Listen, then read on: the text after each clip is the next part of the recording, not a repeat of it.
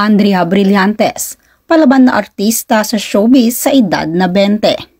20 years old pa lamang ang actress, model at vlogger na si Andrea Brillantes, ngunit marami ng pagsubok ang kinaharap nito sa showbiz industry. Marami mang issue o bashers si Andrea Brillantes sa kanyang pagiging artista. Kinabiliban naman siya ng ilang netizens at ng publiko dahil napakatapang umano nito sa kanyang edad na 20.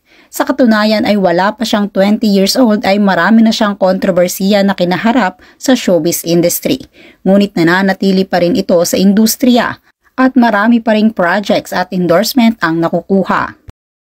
Bea Alonzo, nagsalita na sa estado ng kasal nila ni Dominic Roque. Mainit na pinag-uusapan ngayon sa social media ang tila hindi na umano pagsusuot ng engagement ring ni Bea Alonzo na binigay ng kanyang boyfriend na si Dominic Roque. Sa nagdaang interview ni Dominic Roque ay sinabi nito na busy sila ngayon ni Bea Alonzo tungkol sa pagpaprepare ng kanilang kasal. Ngunit sa naging interview naman ni Bea Alonzo sa kanyang promotion o endorsement, sinabi nito na wala pa silang plano ni Dominic Roque tungkol sa kanilang wedding. Tila mayroong namumuong misunderstanding kay Bea Alonzo at Dominic Roque. Rufa Gutierrez, pang Miss Universe ang ganda. Ang fresh naman ni Rufi. Ibinahagi ng dating beauty queen, model, TV host at actress na si Rufa Gutierrez ang kanyang pagsuporta sa isa ring beauty queen na si Kylie Versosa para sa opening ng kanyang bagong business. Nasa Pilipinas din ngayon ang kapatid ni Rufa na si Raymond Gutierrez, ang isa sa mga malapit na kaibigan ni Kylie.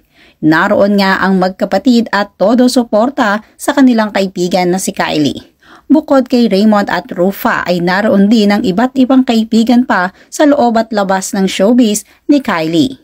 Heart Evangelista, pinamukha sa lahat na siya ang #1 Pinay fashionista. Muling nagbahagi ang Kapuso star na si Heart Evangelista ng kanyang naging experience sa Thailand matapos nitong makita ng personal ang Korean superstar na si Lee Min Ho. Ibinahagi nga ni Heart Evangelista ang kanilang pag-shake hands sa event ng Fendi doon sa Thailand. Pinasalamatan din naman ni Heart Evangelista lahat ng sumusuporta sa kanya. Tila naging highlight naman ng kanyang video ang pagdating ni Lee Min Ho sa same event na kanyang pinuntahan. Catherine Bernardo, sobrang saya sa contract signing niya with ABS-CBN. Muling pinatunayan ni Catherine Bernardo ang kanyang pagmamahal sa ABS-CBN. Dahil kahapon ay November 2, 2024, pumirma na ng kontrata si Catherine Bernardo sa kanyang home network na ABS-CBN at Star Magic. Forever kapamilya nga umano si Catherine Bernardo. Matapos naman ang kanyang contract signing ay nagkaroon ito ng after party kung saan dinaluhan naman ito ng kanyang mga malalapit na kaibigan sa showbiz at sa labas ng industriya. Kasama rin ni Catherine Bernardo ang mga boss ng ABS.